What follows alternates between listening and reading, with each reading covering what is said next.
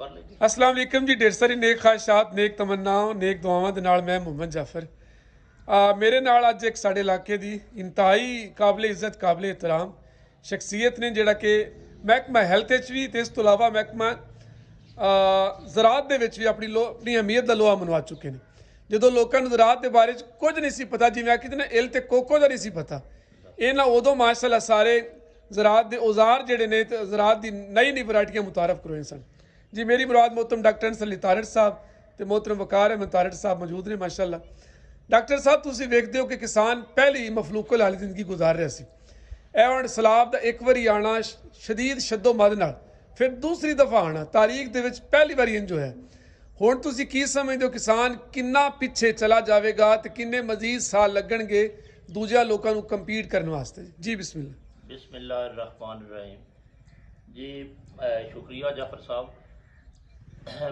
बात इस तरह है कि किसान एक रीढ़ की हड्डी है। साडी मुल्क जिहड़ा ना ज़राअत ते चल रहा है।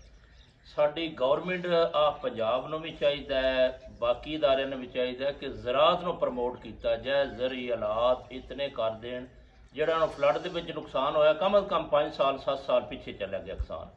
पहले रेट ही बड़े कम सी।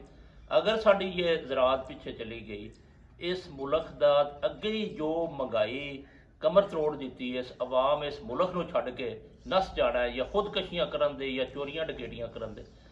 ते इहदे विच हुकूमत नूं एक ही मेरी रिक्वेस्ट है कि जिहड़े नदी नाले ने ना जिथे जिथे गुजर गावां सान, छोटे नाले है बड़े है सेमां उन्हां नूं फौरी सब तो पहलों सफाई की जाए। डैम दे जे बनन दे बाद डैम दे बन जाण ते बड़ी अच्छी चीज़ है।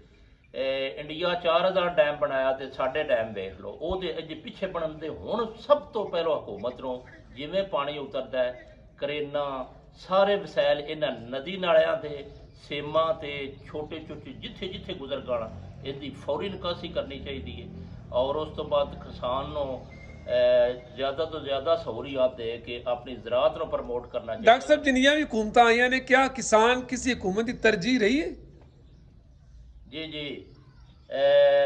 हर हुकूमत की यही तरजीह है कि असी इस मुल्क के ज़राअत नूं अगे ते अगे लियावीए।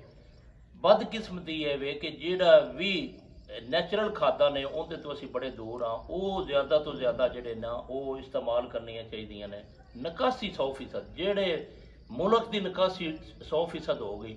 एक बड़ा पिछे वाकया है, चाइना दे विच सैलाब आया सी, पूरी चाइना ही निकल गई, करेना मशीनां ट्रैक्टर ट्रालियां लैके वो दरिया कढ़िया सी, उत्ते सैलाब नहीं आया। अगर साडी ये सोच हो जाए कि दरिया दे विच जितने बंद ने जितने भी असी तंग करने उन साफ कर दिए, नदी नाले साफ कर दिए, सैलाब इंशाअल्लाह नहीं आवेगा।